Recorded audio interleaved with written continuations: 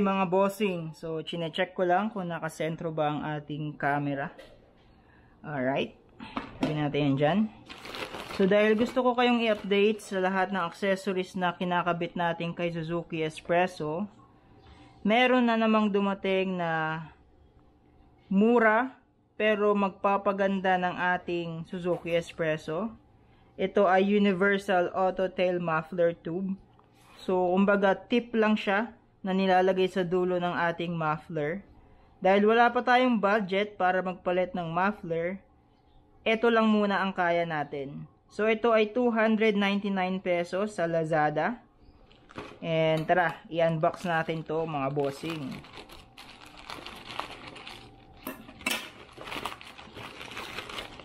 Alright, kabox po. Box. Kabubble wrap pa. Okay. Alright. Tarang! Okay.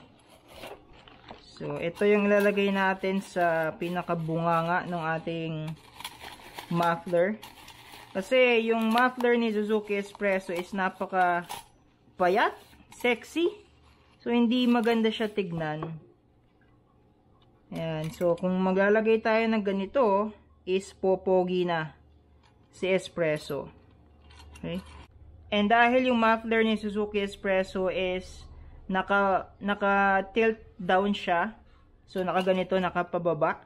Ang binili ko is yung kagaya nito. Hindi yung straight na tip kasi tatama doon sa likuran ni Suzuki S-Presso. Actually, nakita ko to sa mga kapwa ko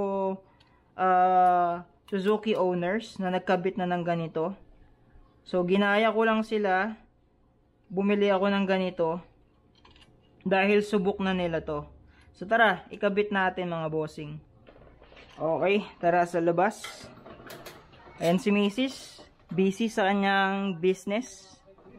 Ito ang aming garahe mga bossing. Ayan o. Ayan, puro kami succulents. Ayan ang aming garahe. Kaya si Suzuki S-Presso ay nandoon sa labas. Ayun. Ito yung aming motor. So, ikabit natin mga bossing.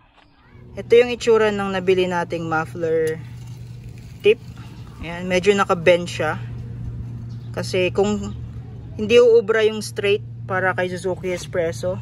Kasi yung kanyang muffler, pinakadulo is naka-tilt siya pababa. Ayan. So, kung straight yung bibilin nyo na tip, hindi masyado maganda tignan. Naka-straight na ganun.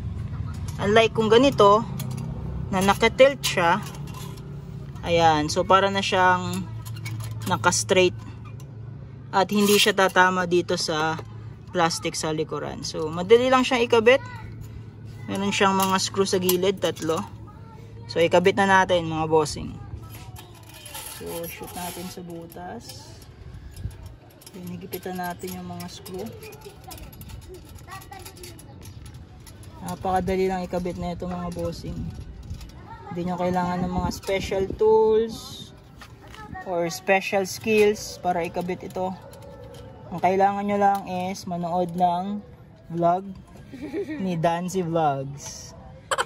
Alright mga bossing, okay ba yun? Hoy! Nabunga nyo! Tahiin nyo! Natutulog ako, nagising ako sa bunganga nyo! Kung ano matulog, magpatulog kayo! Higpitan ko na. Plies na lang gagamitin ko. Kaya naman to ng plies eh.